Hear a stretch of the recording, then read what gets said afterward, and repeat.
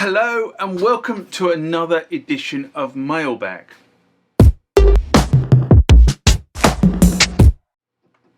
What is Mailbag? Well, Mailbag is a feature of the channel where you guys leave lots of comments on the channel and I attempt to answer those comments, or if I can't answer those comments, I throw it out to you guys who have more knowledge on some of this stuff than I do.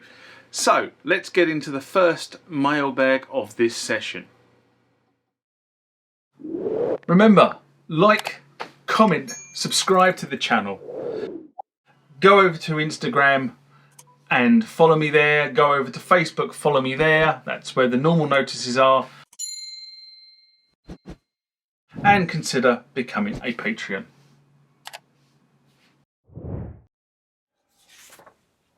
Next one comes from Classic Arcade Amusements Park 4342. For some reason the yellow it comes out in a sort of kind of a yellow hue, and it's all gone weird, and I really have to struggle to read it.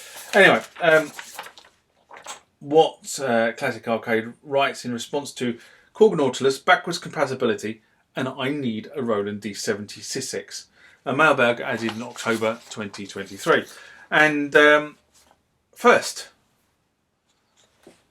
writes Classic Arcade. As of October 2023, Windows 10 holds an impressive 71.64% of the world's total Windows-based operating system market share, while Windows 11 holds just 23.61%.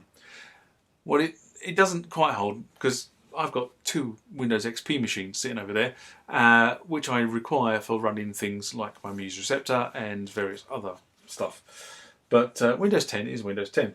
Anyway, I'm able to use the vast majority of the dozens of software titles. I've been in the computer support business for over 30 years. I also ran over 20 years ago on Windows 10. I have not spent much time with Windows 11 to compare, but most people running Windows 10 and most new computers are capable of running Windows 10. That's true. And if you want a Windows 10 machine, you may find that you can't run Windows 11 because it hasn't got the right security features on the chipset.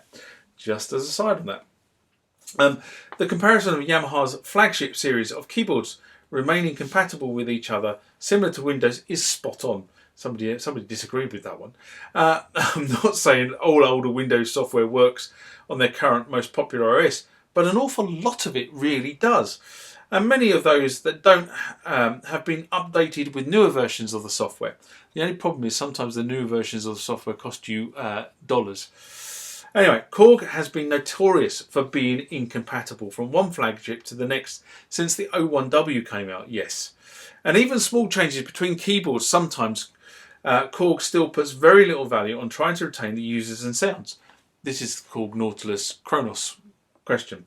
I feel that this is a huge disadvantage to users, especially those of us that play older classic music and want to move forward with more advanced technology without giving up our existing sound collections and having to reinvent them or reinvent the wheel to continue playing those songs without a major project to try and figure out how to reprogram the sounds or obtain sound collections similar to what we already had. I know a couple of people who are trying to move from one platform to another, and reprogramming sounds, unless you're a sound designer and you do that 24/7, is not the easiest thing in the world to do, and it is very, very time consuming. I agree with that. Anyway, Yamaha has done an absolutely excellent job at file compatibility for more than 20 years. The original Motif came out in 2001. As predicted, the brand new Yamaha flagship came out this week. The Montage M, which offers a new sound engine and many new features, is fully backwards compatible with the previous Montage model. People already began testing their Modi X backups and loading them directly onto the Montage M. What a great way to upgrade. Sounds from the Motif XF and XS and XF can be loaded directly into the Montage M. And sounds from the original Motif and Motif ES need a paid software tool to be converted, but it can be done. Some of my favourite third-party sounds I used were designed on the Motif ES and were converted to run on the Modi X. Try this kind of thing with a Korg. All the comments over the years about the Modi X being very affordable, very lightweight and very compact have made it an absolute hit keyboard that has sold like hotcakes. I recently noticed that the prices of the Korg Nautilus have plummeted. With all the inflation since COVID, the prices of the Modi X6 did not go up. Did go up from $12.99 to $14.99. But as of last year, you also get a lot of extra memory, a couple of very minor enhancements. The price of the Nautilus 61 is just now $16.99, just $200 higher. This is no doubt from all the bad press about being less file compatible with the Kronos than it should have been, heavier and too expensive. I've said for years we'd probably see the Nautilus on closeout before long. My next prediction is it is on closeout now. Hopefully Korg has read enough comments and does something about them soon. By the way, a new Montage M VST soft temp has also been announced. Yamaha can replicate the sounds of the hardware without needing the hardware. There aren't a lot of details about this yet so far, except that it will be free for Montage M users and owners. Sorry, Montage M owners, not necessarily users. I think it is exciting. Yamaha is finally taking the software synth seriously. Roland has done a great job offering most of the Phantom as a VST clone, and Korg has offered most of their classics and their keyboards newer than the Kronos Nautilus as a VST. Hopefully they will too offer the Kronos as a VST, as many of us will be able to have all three platforms in our gigging rigs without having to spend a fortune on hardware. By the way, I have a D70 for sale in southern New England area, red glue issues if anyone is looking for one.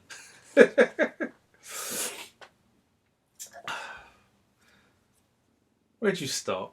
So, in terms of the legacy sounds being able to load on the Yamaha Montage, there has been a direct reference in one of the Michael Patrick videos where he confirms that he has Motif and Modi X patches and have been loaded on the Montage M. So, I think that's confirmed.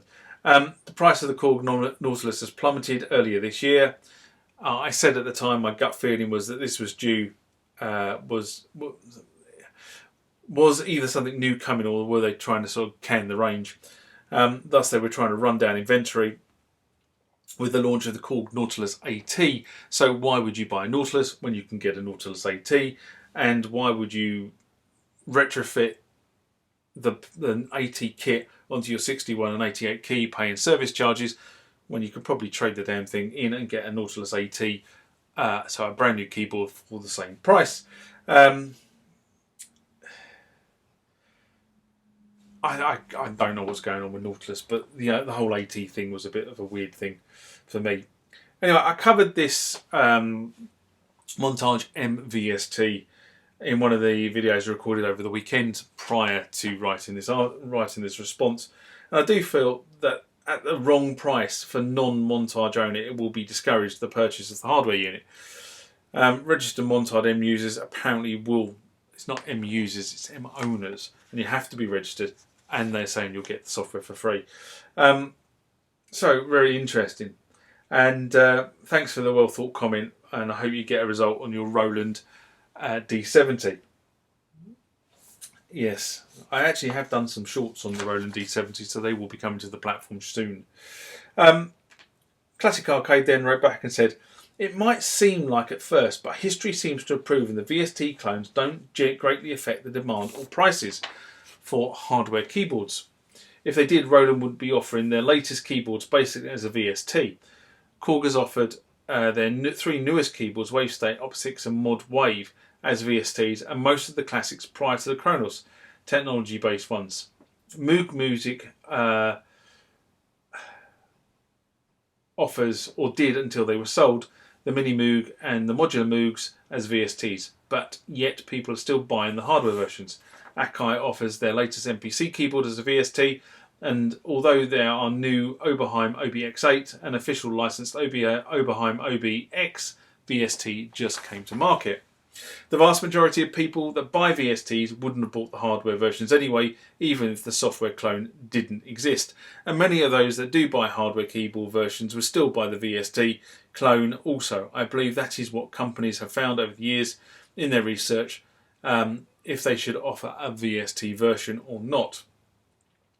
With Yamaha's offering a Montage M as a VST, I think the chances of Korg offering a Kronos VST is much more likely, so they don't use too much market potential to Yamaha and Roland. Now, there are some really, really good points in that second response. And yes, you are correct. There are the why do you need a keyboard brigade? And there's the ones that I need to be at one with my instrument brigade, and a number of points in between.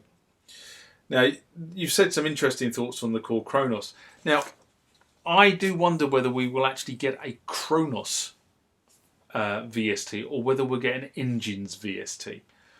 I do wonder that, because I think there is more. The sum of the parts is probably greater than the sum of the whole, if that makes any sense. It goes back to the old Star Trek thing, doesn't it? You know, Captain, the needs of the many outweigh the needs of the one. But I do believe that if you were to sell the engines off piecemeal, you'd probably make more money, and people would be able to pick and choose the engines as opposed to selling the whole package off. The M1 and previous offerings were, if you like, a single engine, which was probably more easy to virtualize than the Kronos or the Nautilus will be with the multiple engine technology. Excuse me.